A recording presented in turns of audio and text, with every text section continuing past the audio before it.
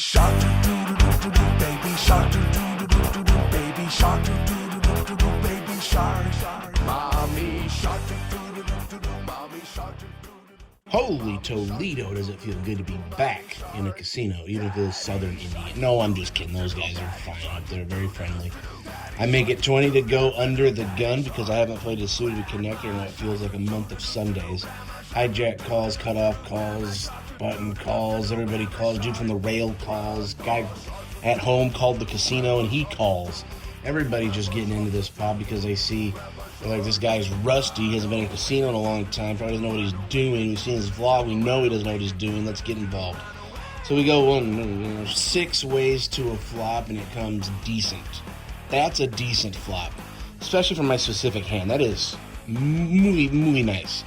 I flop a straight with the back, not even back door, just a regular open-ended straight flush draw.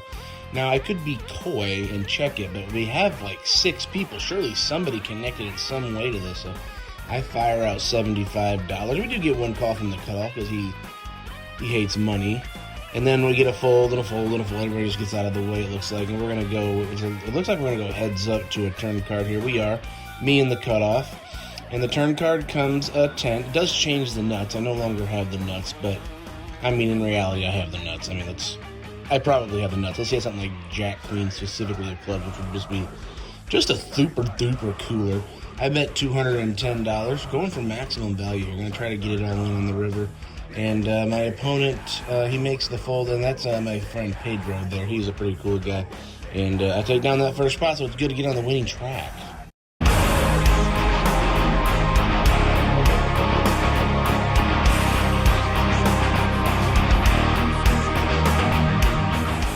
Looking down at the ace-king offsuit there, can make 2 different flushes.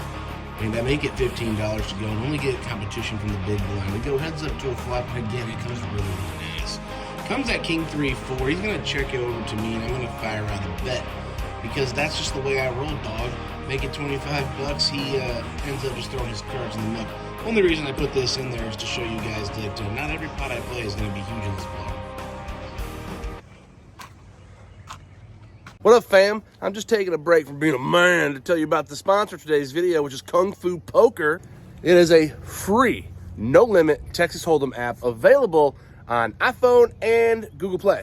Best part about it is it's designed in a way that is super user-friendly. So if you're new to poker, this is the app for you. Now, there's a link in the description box below that you need to click on. And if you use my code, which is SORUDEPOKER, they're going to give you 30,000 bonus chips to play with. Hey, just make sure if you're an iOS user, you put your username in that description box and they will send you those chips in the in-game mail system. You know what? I've had enough of this wood stuff. I think I'm gonna go play some KungFu Poker.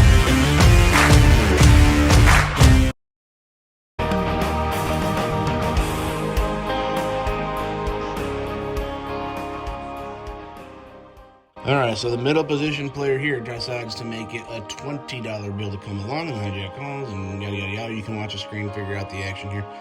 This particular game was moist. Like, it was a good game. People wanted to be in this game, and later on in the vlog, you'll see why.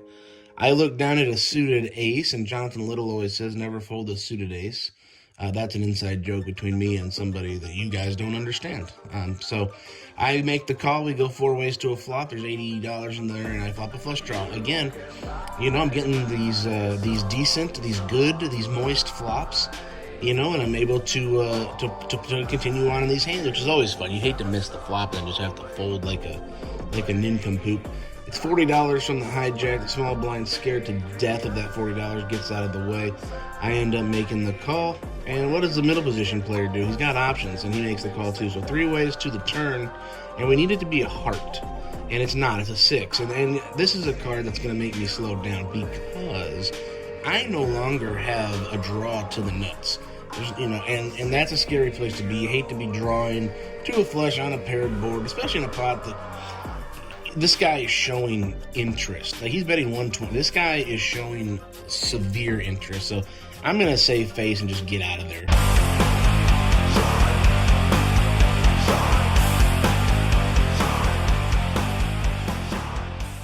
Now we're getting to the meat and potatoes. The Blue Eagle has posted. He even though he's like under the gun, he decided to post anyway. Under the gun +2 now limps. It's like the first limp I've seen all vlog long. Hijack, who's a toaster, he makes the call for $20. When I say he makes the call, I mean he makes the raise to $20. I look down at the King Jack offsuit, have all options available, and decide to probably pick the worst one. Calling usually is just the worst option. Raising and folding just always seem better, yet I always go for the call. So I make the call here. The flop comes Jack 5-4, gives me top pair, second kicker. That's a decent hand, you know, but we are playing against a four-way pot against 3 other people, so you do have to be careful. One does. Hijack bets $35. I make the $35 call. It gets over to the Blue Eagle, who has to decide what he wants to do with his surely at least second best hand, because he's definitely not beating both of us, and he ends up making the call. Under the gun +2 gets out of the way. We go heads up to a turn to the 7. Does put some straights out there. Obviously, the under the gun +1 player is the most likely person to have a straight. The hijack now bets $50. That is a fantastic price. I'm getting, what, 5-1 on a call. I make the call, and then the under the gun one, he gets out of the way. He just has no choice but to fold. So it's just me versus the toaster. King on the river. Well, that's a decent card. Do like that card. Hijack makes it $75 to go. She's not slowing down at all, although never really betting very much either. I make a raise to $250, and the toaster does not like this. He even says, "Would you get lucky with the king and a jack?" I say, yeah.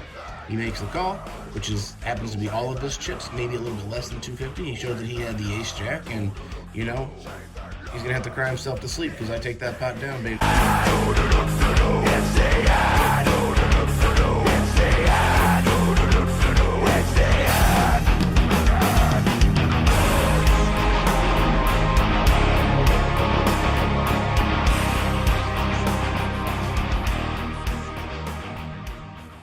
Got a pair of wired 7s here.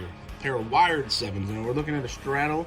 Everybody had called the straddle. It got back to the button who made it 90. That's why all these pictures are on the screen. So he makes it 90. Small blind gets out of the way. The big blind folds faster than a folder.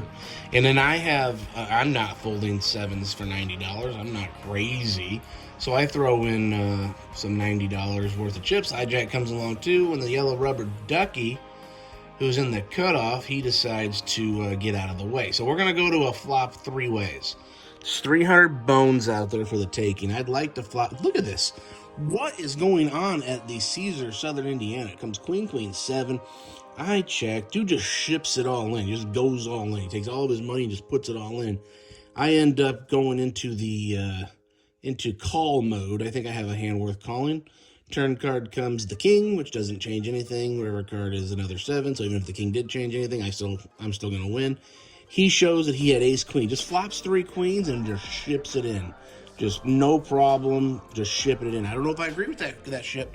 He's really never going to get called by much. I mean, the guy's going to have a queen or pocket 7s to call, so not sure if I like his line, but you know what? His line makes me a lot of money.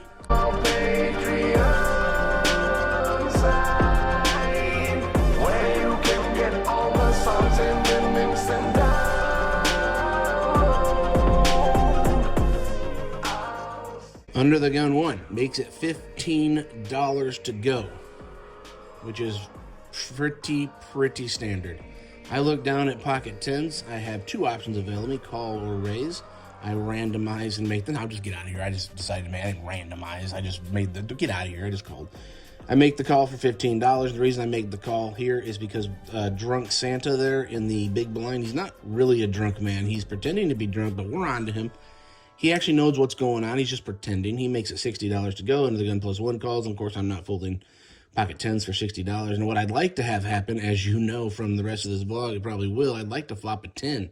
And sure as shit, there it is. Another full house. 10s full of 8s. That's a pretty good hand for me. I'm going to go into koi mode and check. I'm like a koi. A koi is one of those orange goldfish looking things, and that's what I'm doing. So turn card's a deuce of diamonds. He makes some kind of comment about how he has a flush or he has an ace of diamonds and I can't. So he bets $250. He completely forgot that the undergun +1 player's in there. That guy folds.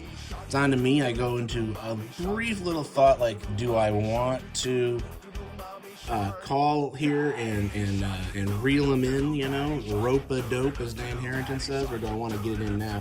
I decide to go for the call and let him fire the river, which he does. He puts one orange chip, which is either, I think it's $1,000 chip, and you know, I make the smooth call there. He goes into the old shtick. What happened? Did he call? I don't know what's going on. Of course, I don't put my hand over because I'm a D-bag. And let's take you down to the table. Hang on, jeez. So rude. He trapped me. It's the best in the whole world. Fuck, man, I hate that guy. 534. Peace be with Just you. make it easy. Just round it up to all of it. So rude, trapped my ass. I'm out of control. I got problems. Dude, was pretty funny. What a way, though, to what a vlog, huh? What a way to end. The session was phantasmo. I get to put one of those cool titles like Brad Owen does on his vlog, like, you won't believe these hands, and I won so much.